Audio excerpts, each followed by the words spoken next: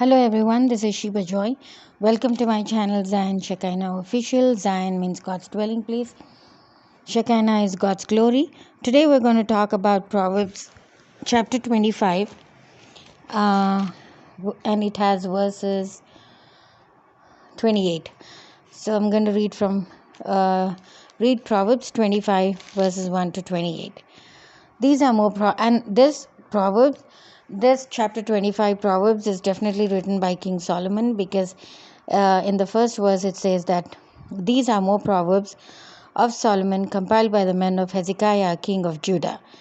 It is the glory of God to conceal a matter. To search out a matter is the glory of kings. As the heavens are high and the earth is deep, so the hearts of kings are unsearchable. Remember the dross from the silver, and a silversmith can produce a vessel. Remove wicked officials from the king's presence, and his throne will be established through righteousness. Do not exalt yourself in the king's presence, and do not claim a place among his great men. It is better for him to say to you, "Come up here," than for him to humiliate you before his nobles. 1.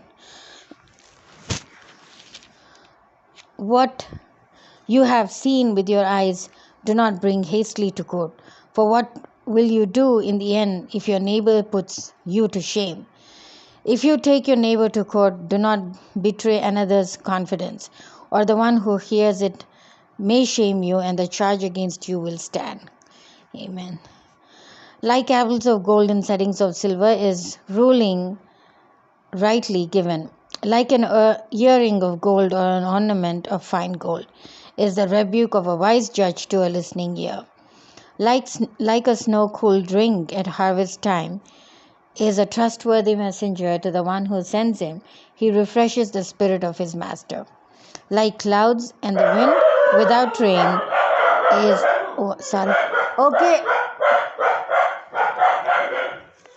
Okay, boys, be quiet.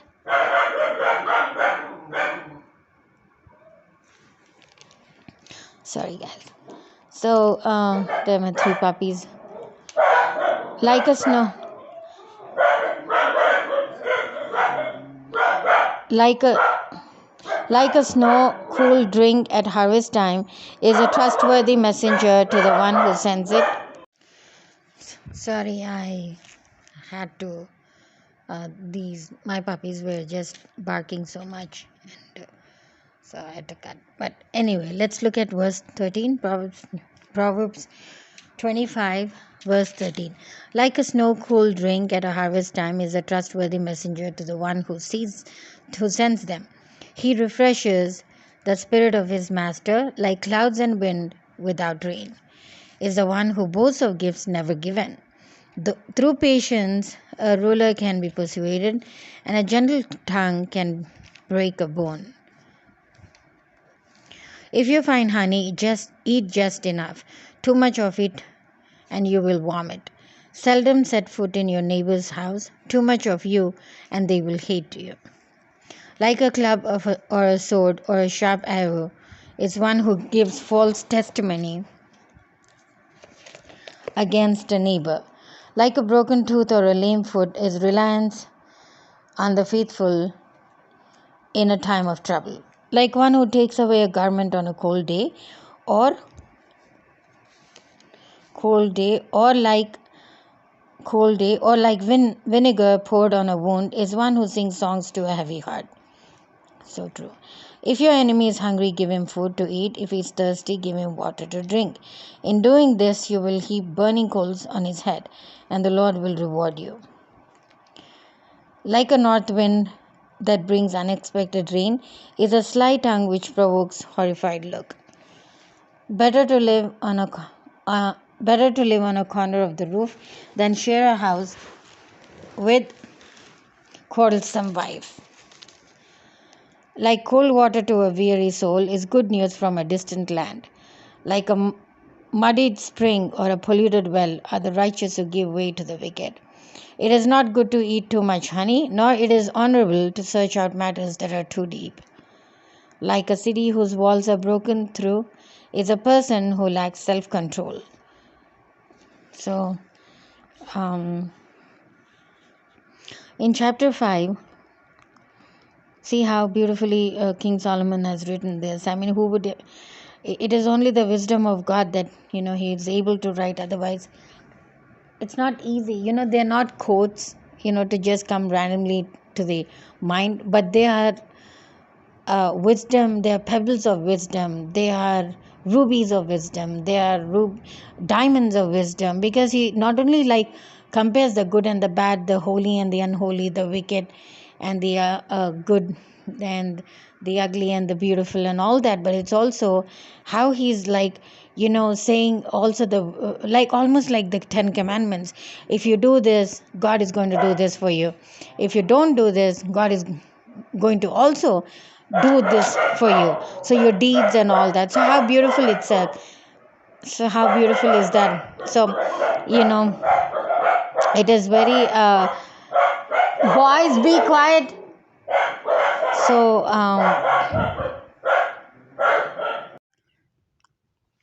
so sorry everyone. My puppies are like dogs, are little, they're seeing something and they're barking, and I'm not sure what, because I can't see them what they're seeing. But anyways, I wanted to talk about how King Solomon has told and given so much of importance, so much of wisdom in the book of Proverbs. He has said so many things, and he has also, did you notice that every time he talked about these wisdom pearls of wisdom and all that in this book, he has also shown the heart of God. And how beautiful is that? It is very revelatory, because the thing is, he says that if you do this, God is going to do that. That means what is happening here? God is speaking through him. And of course, all this is from God.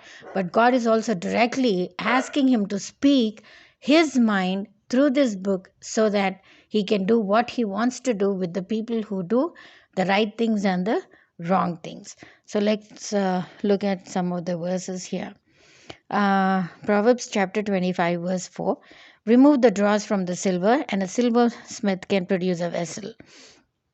Remove wicked officials from the king's presence, and his throne will be established through righteousness. See, so true, because just as we remove dross, sometimes our silver articles and the items, they get faded, but what do? We clean them, or we go to the silversmith to get it polished and make all of them new.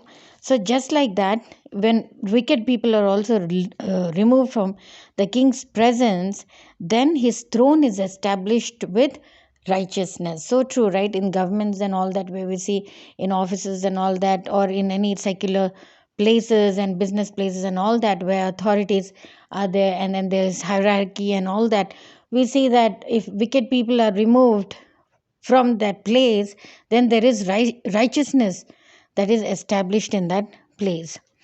And verse 8. Yeah, verse 8. What you have seen with your eyes, do not bring hastily to court, for what you will do in the end if your neighbor puts you to shame. If you take your neighbor to court, do not betray another's confidence, or the one who hears it may shame you, and the charge against you will stand. That means God is saying that King Solomon is writing about these verses, in a very, very clear way, that do not unnecessarily take the innocent to the court. That is one thing. And when you take the innocent to the court, there's also repercussions. You might be thinking that you're going to penalize the innocent. God, the judge is going to penalize, and then you're going to put false evidence and then do some harm and all that. But that's not going to happen.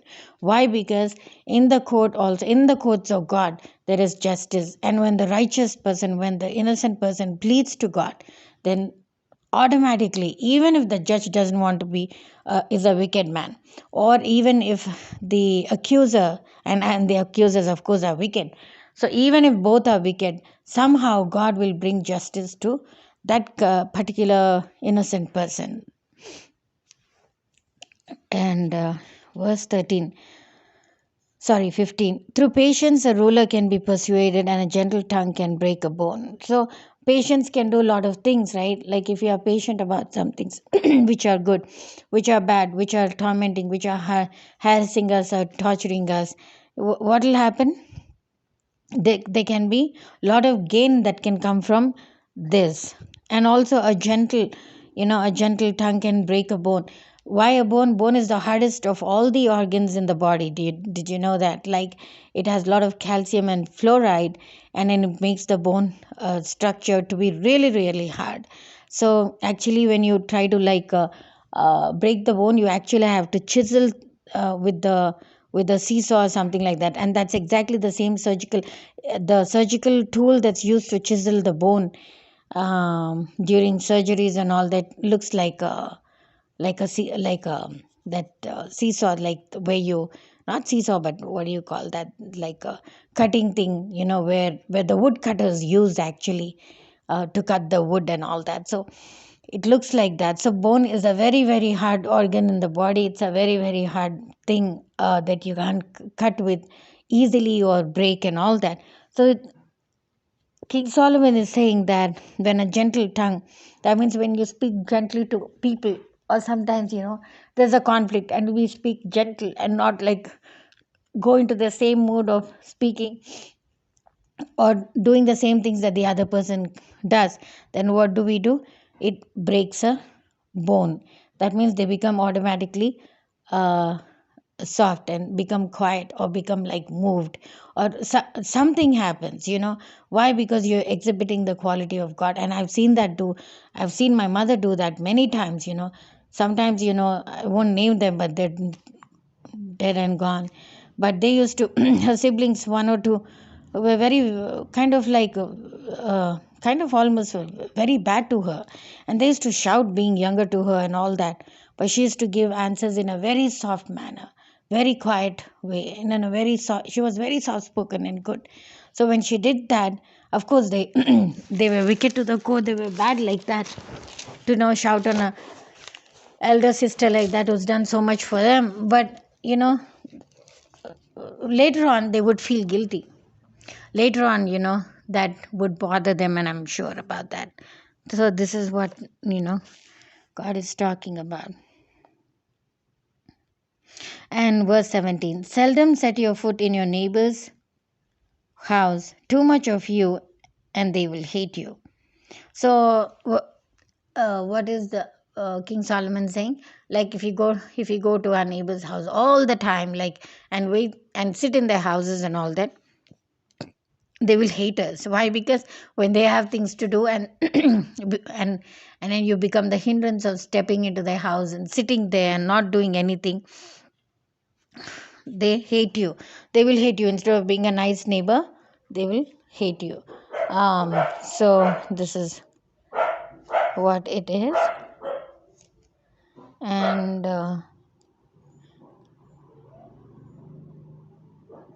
okay, and 18, like a club or a sword or a sharp arrow is one who gives false testimony against a neighbor.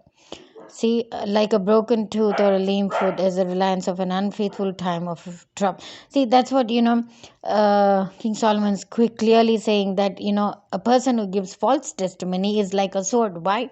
Or an arrow, or a club. Club meaning that hockey thing has that, the thing that they play is a club, and it's made of iron. And then when people are hit with that, they almost die, or they break a bone and all that stuff. And also, what does a sword do? The sword also cuts, and a sharp arrow like pierces into the flesh. So God is saying that, and King Solomon is saying that a person who gives false testimony against a neighbor is like that. So like a broken tooth or a lame foot is reliance on the unfaithful in the time of trouble. So very true, right? If a person is unfaithful, we feel like we feel that it's like a broken tooth or a broken tooth meaning very painful, and lame foot meaning cannot walk, cannot do anything. I mean, cannot go further. When you have an unfaithful testimony when you have an unfaithful, or not testimony, when you have an unfaithful person, in the time of trouble, that means they won't come forward to help you. They won't do the things that you were expecting and relying on them to do it, and they won't do the things that you think they would do and have so much hopes on them. So such person is compared to a broken tooth and a lame foot. And 21, if your enemy is hungry, give him food to eat. If he is thirsty, give him water to drink. In doing this, you will heap burning coals on his head, and the Lord will reward you. It's very difficult, right? When our enemies, because our enemies are not just enemies that come out of, because it's a word form that we have seen them as enemies. Enemies are real. Enemies are someone who has really hurt us. Enemies are someone who do more harm than anyone. Enemies are someone who are like core to the wicked. But God is saying that, when they're hungry, feed them. When they're thirsty, give them water. In doing so, you will heap coals of fire on his head. What does it mean, coals of fire on his head? That means what will happen is, when you do that kinds of act, they're already in the wicked realm. They're already under the Satan's grip. But when you do an act of kindness, which is God's way of showing that God, that you're showing God to them, that means they cannot tolerate it. They will not be able to tolerate that. They will have so much of irritation or anger or guilt and all that. So that kind of thing they will also express. They will not be able to actually, they will feel that death is better than life. So this is what King Solomon is saying, that you will heap coals of fire on their head when you show God to them. Why? Because they are in the Satan's grip. That is one thing. Because of that, they feel very irritated with a godly person. Second is, how can they be so good to me when I've done so many wrong things to them?